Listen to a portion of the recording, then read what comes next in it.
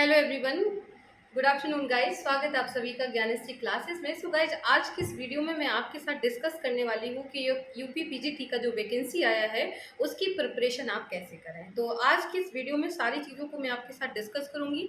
मैं आपको बताऊँगी कि आपको कौन सी बुक्स पढ़नी है, ऐसा कौन सा तरीका है जिसके द्वारा आप पीजीटी को क्वालिफाई कर सकते हैं, एग्जाम का पैटर्न क्या है और इसका सिलेबस क्या है। इन सारी चीज़ों को आज की इस क्लास में मैं आपके साथ डिस्कस करूंगी। तो चलिए शुरू करते हैं आज की क्लास को। अगर वीडियो अच्छा लगे तो लाइक करें, शेयर करें और चैनल को सब्सक्राइब करना बिल्कुल ना भूलें। अगर आपका कोई और डिमांड है कि आपको किसी और सब्जेक्ट के बारे में जानकारी चाहिए है या कुछ भी पूछना है तो इसी वीडियो में कमेंट करके ज़रूर बताएं, ठीक है।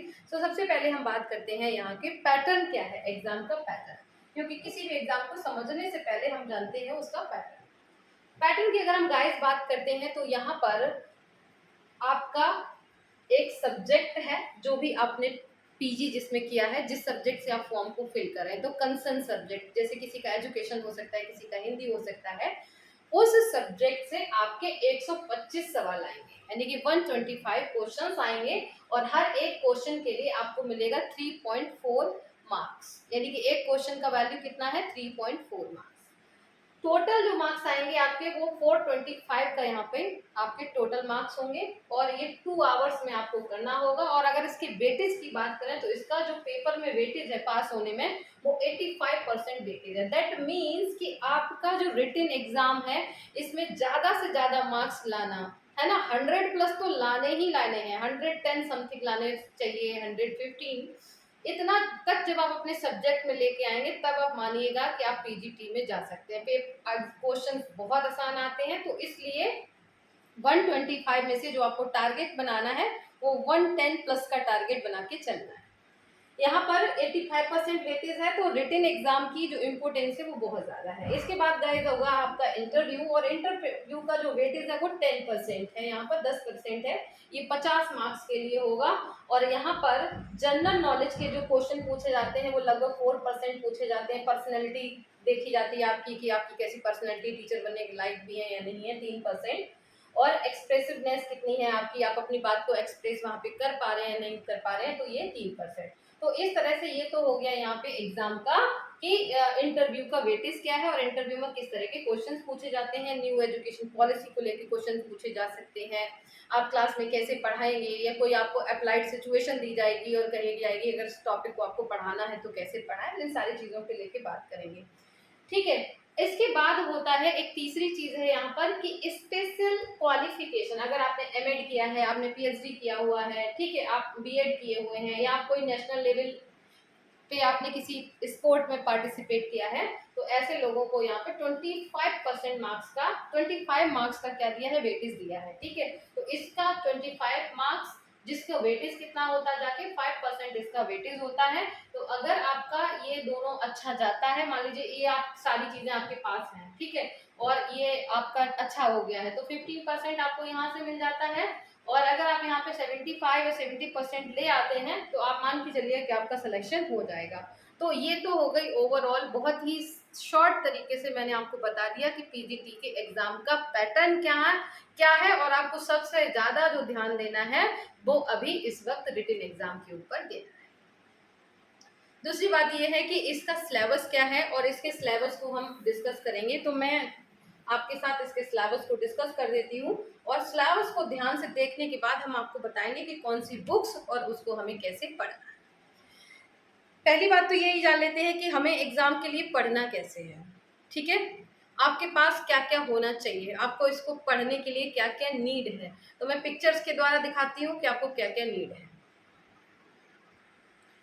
सो गाइस, आप देख सकते हैं कि आपको इस तरह से या किसी भी तरह से अपने घर में एक छोटा सा स्टडी रूम या स्टडी टेबल व्यवस्थित करनी होगी, ऑर्गेनाइज करनी होगी, तभी जाके आप स्टडी पे फोकस कर पाएंगे। अपने लिए कोई एक स्पेस, एक कोना घर का ले लीजिएगा जहाँ पे बैठ के आप स्टडी कर सकें। 3 to 4 आवर्स डेली स्टडी करना स्टार्ट कर दीजिएगा।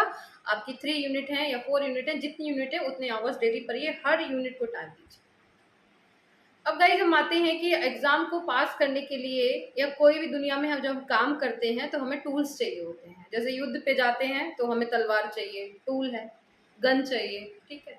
ऐसे ही जब हम खाना बनाने जाते हैं तो हमें खाना बनाने के लिए बर्तन, उसकी चीज़ें, चाकू, ये सारी चीज़ें चाहिए, यानी कि टूल्स चाहिए।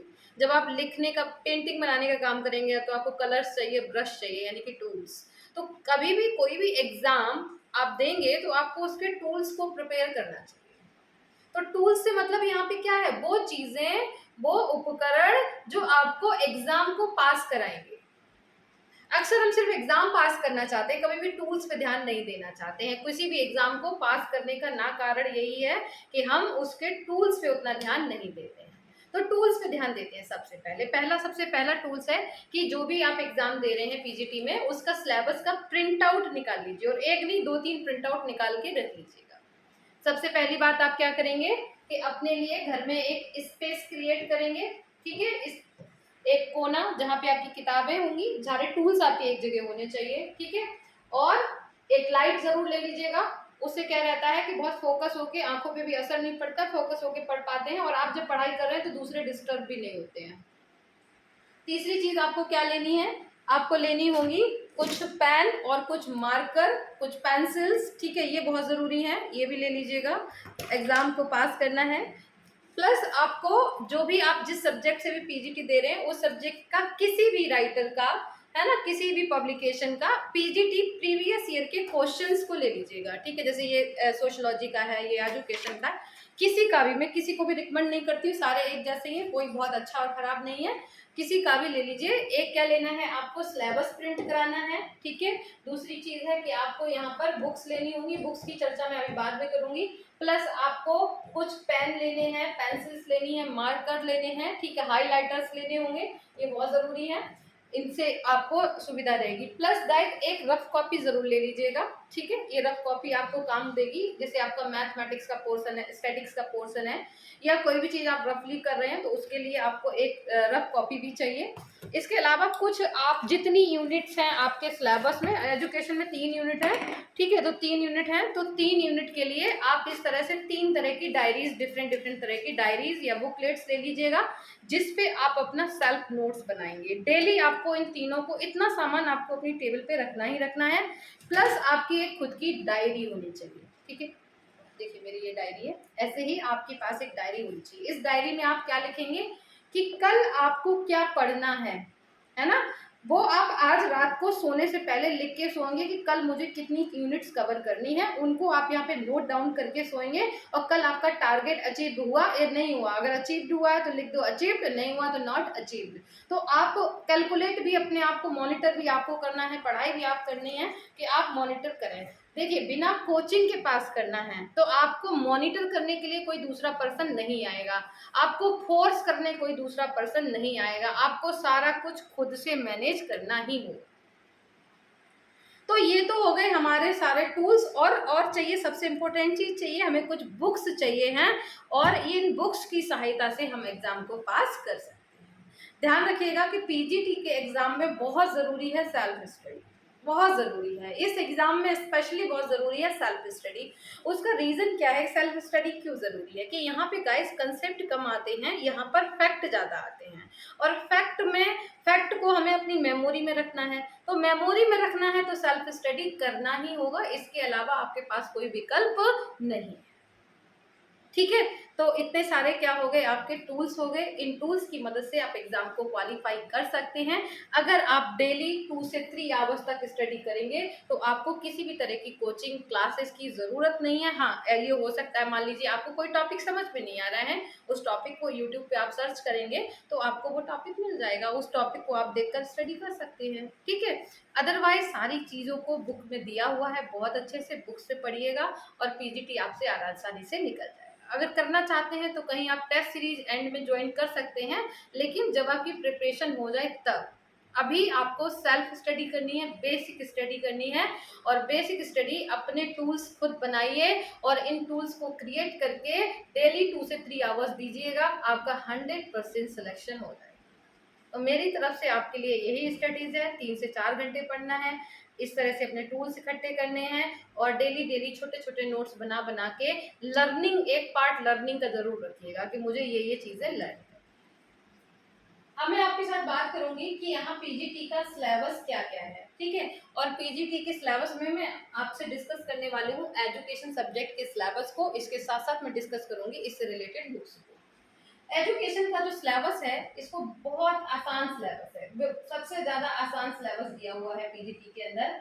यहाँ पे हमें सबसे पहला जो पार्ट है इसमें शिक्षा का अर्थ क्या है, परिभाषा क्या है, माध्यमिक शिक्षा, गांधी, टैगोर, अरविंद, मालवीय जी के शैक्षिक विचार, बौद्धकालीन शिक्षा, आपकी वैदिक कालीन शिक्षा, ठीक है, शिक्षा की समस्याएं क्या है, शैक्षिक बेरोजगारी क्या है, ये जो सारे टॉपिक हैं ये आपको पढ़ने हों। इसको पढ़ने के लिए आपको कौन सी किताबों की जरूरत पड़ सकती है, तो इसके लिए मैं आपको रिकमेंड करूंगी 3 किताबें, ठीक है। ये किताब है शिक्षा की दार्शनिक पृष्ठभूमि, ठीक है। इसमें आपको शिक्षा के बारे में, इससे सीधे सीधे क्वेश्चंस आते हैं। लक्ष्मीकांत ओड की किताब है, कहीं भी मिल जाएगी आपको। और ये मानव संसाधन विकास मंत्रालय से प्रकाशित होती है, बहुत बहुत अच्छी किताब है। ये आपकी पहली यूनिट को कवर करेगी, आपको बेसिक कंसेप्ट क्लियर करने में मदद करेगी। ये दूसरी किताब है रमन बिहारी लाल की, है ना। यहाँ में इसकी एक किताब तो ये है, दूसरी किताब है इसकी शैक्षिक समस्याएं। दोनों बहुत अच्छी किताबें हैं और ये पीजीटी में मदद करेंगी। ये नेट में मदद नहीं करती हैं लेकिन पीजीटी में आपकी हेल्प करेंगी। तो इसमें शिक्षा के दार्शनिक और समाज शास्त्रीय दृष्टिकोण दिए हुए हैं, क्योंकि दूसरा जो टॉपिक है यहाँ पे शिक्षा का दर्शन और समाजशास्त्र। तो ये दोनों जो टॉपिक हैं इन दो किताबों से, प्लस उदयमान भारतीय समाज के शिक्षक, ये एचआर स्वरूप सक्सेना की किताब है। तो ये 3 किताबें प्लस रमन बिहारी लाल की ही आती है आपकी भारत की शैक्षिक समस्याएं, ये 4 किताबें अगर आप ले लेते हैं तो आपका ये जो पहला पार्ट है एजुकेशन सब्जेक्ट में वो अच्छे से कवर हो जाएगा।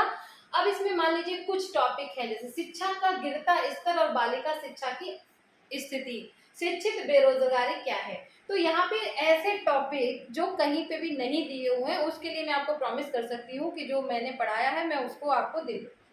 तो ये जो नहीं मिल रहा है उनको मैं आपको जरूर प्रोवाइड कर दूंगी, जो मिल जाएगा वो आप इन किताबों से पढ़ लीजिए। इसके बाद आती है हमारी यहाँ पे दूसरी यूनिट शिक्षा का दर्शन एवं शिक्षा का समाजशास्त्र। शिक्षा का दर्शन और समाजशास्त्र में शिक्षा और दर्शन का संबंध क्या है, प्रकृतिवाद, आदर्शवाद, प्रायोजनवाद, यथार्थवाद क्या है। तो ये भी गाइस इसी किताब में दिया हुआ, लक्ष्मीकांत ओड की किताब में। और दूसरी किताब है आपकी रमन बिहारी की शैक्षिक समाजशास्त्र शिक्षा का, वहां से आपका ये कवर हो जाएगा। इसके बाद पार्ट सी आता है शिक्षा शिक्षा शिक्षा मनोविज्ञान। शिक्षा मनोविज्ञान एक टॉपिक कितना अच्छा है और ये जो है कवर होता है आपका 2-3 किताबों को मैं रिकमेंड करूंगी। सबसे पहली किताब है, अगर आपको बिल्कुल भी शिक्षा मनोविज्ञान आता ही नहीं है, आप बिल्कुल जीरो पे खड़े हुए हैं, तो आप अरुण कुमार सिंह की किताब आती है मनोविज्ञान, समाजशास्त्र तथा शिक्षा में शोध की विधियां। इस किताब को पढ़ने से आपका बेसिक क्लियर हो जाएगा, प्लस आप इसके साथ साथ पढ़ सकते हैं यहाँ पर जेएस वालिया की किताब है, काफी अच्छी किताब है। इस किताब को और इस किताब को मिलाकर प्लस जो क्वेश्चंस हैं, देखो ये जो दोनों किताब है ना ये आपका बेस क्लियर करेंगी, अंडरस्टैंडिंग को डेवलप करेंगी, क्योंकि साइकोलॉजी में आपको समझना भी पड़ेगा, सिर्फ फैक्ट से काम नहीं चलेगा। तो ये 2 किताबें आपको अगर आता नहीं है, आपने साइकोलॉजी नहीं पढ़ी है, देन आप इनको पढ़िए। अगर आपका सब कुछ ठीक है तो आप एसपी गुप्ता की उच्चतर शिक्षा मनोविज्ञान सिद्धांत एवं व्यवहार, इस किताब को ले लीजिए। ये एसपी गुप्ता और अलका गुप्ता की किताब है। इस किताब में जो फैक्ट दिए हुए हैं वो यहाँ पर बहुत पूछे जाते हैं, फैक्चुअल काफी फैक्ट्स आते हैं, तो इसलिए इन 3 किताबों को आपको मैं रिकमेंड कर रही हूँ पार्ट बी के लिए। पार्ट डी है हमारा शैक्षिक मापन, मूल्यांकन और सांख्यिकी। ये उन बच्चों के लिए बहुत ही हॉरेबल पार्ट है जिनको सांख्यिकी या स्टैटिक्स एकदम नहीं आती है। अगर आपको एकदम नहीं आती है तो आप ये वाली किताब खरीद लीजिएगा। इसका नाम है मनोविज्ञान शिक्षा एवं सामाजिक विज्ञानों में सांख्यिकी। ये मोहम्मद सुलेमान की बुक है, बहुत अच्छी किताब है। बहुत ही बेसिक तरीके से इन्होंने डिटेल में यहाँ पर समझाया है कि कैसे कैसे आपका स्टैटिक्स के बहुत सारे क्वेश्चंस दिए हुए हैं, इनको करके आप अच्छे से समझ सकते हैं। और मापन और मूल्यांकन के स्पेशली जो क्वेश्चंस आते हैं इसके लिए यहाँ पर आप एसपी गुप्ता की आधुनिक मापन और मूल्यांकन की किताब खरीद सकते हैं। इन 2 किताबों से आपका पार्ट डी कवर हो जाएगा। मैं कहूँगी कि सबसे पहले आप ये वाली किताबें ले लो और इनको अभी शुरू कर दो, क्योंकि यहाँ से बहुत प्रश्न आने लगे हैं और ये जो है क्वेश्चन कवर करने में आपको टाइम भी लगेगा, आपको डेली इस पर प्रैक्टिस करनी पड़ेगी, ठीक है। तो 2 किताबें ये पार्ट डी के लिए, पार्ट सी के लिए मैंने आपको 3 किताबें रिकमेंड की हैं। इसमें से आप कोई भी एक लेके शुरुआत कर सकते हैं, ज़रूरी नहीं तीनों एक साथ ले लें, ठीक है। ये तीनों में जेएस वालिया, जरूरी नहीं जेएस वालिया लो ही, ये तो हटा भी सकते हो। ये 2 किताबें जरूर ले लो, ठीक है। पार्ट सी के लिए मनोविज्ञान, इसमें अरुण कुमार और एसपी गुप्ता जरूर ले लीजिएगा, जेएस वालिया लो ना लो फर्क नहीं पड़ता है। और पार्ट ए और बी, इसके लिए मैंने आपको 3 किताबें रिकमेंड की हैं, लक्ष्मीकांत और उदयमान भारतीय समाज के शिक्षक, ये है आपकी किताब सक्सेना की, एनआर सक्सेना की, और रमन बिहारी जी की शिक्षा के दार्शनिक और समाजशास्त्री सिद्धांत। और इनकी एक और आती है भारत की शैक्षिक समस्याएं, जिसमें आपको सारी चीज़ें मिल जाएंगी, स्पेशली जो भी जितने भी डिस्पैच आए हैं, जितने भी चार्टर्स आए हैं, जितने भी अभी तक पॉलिसीज आई हैं, वो सारी आपको वहाँ पढ़ने को मिल जाएंगी। तो इतनी किताबों से आप स्टडी स्टार्ट करिए और देखिएगा कि अगर आप 1 मंथ तक सिर्फ इस स्ट्रेटजी को फॉलो करो, 3 से 4 घंटे स्टडी करो। ये जो मैंने आपको बताया था कि कोई भी यहाँ पर आप प्रीवियस ईयर का क्वेश्चंस ले लो, इस क्वेश्चन को तो रट डालो, एकदम से रट डालो उठा के, ठीक है। और इसको सॉल्व करने की कोशिश करो और 1 बाय 1 हर टॉपिक से अपना नोट्स बनाइए। जैसे अगर मुझे नोट्स बनाना होगा तो मैं क्या करूँगी, मैं सबसे पहले टॉपिक देखूंगी शिक्षा में मापन मूल्यांकन का अर्थ क्या है, तो मैं अपनी डायरी में इसको लिखूंगी, मापन और मूल्यांकन का अर्थ। ये किताब से मैं नोट करूंगी, इंटरनेट से नोट करूंगी, मुझे जहां से भी दुनिया में मिलेगा वहां से मैं उस टॉपिक की डिटेल्स लिखूंगी अपनी भाषा में, बहुत ही शॉर्ट फॉर्म में। इस तरह से अपनी एक डायरी जरूर तैयार करिएगा, वो डायरी एग्जाम के लास्ट में आपकी मदद करेगी, ठीक है गाइस। तो वीडियो कैसा लगा ज़रूर बताएं, और पीजीटी में अगर मेरी कोई भी हेल्प चाहिए है पास करने में, तो मैं उसके लिए तैयार हूँ, definitely I will do it. And thank you so much and wish you all the best.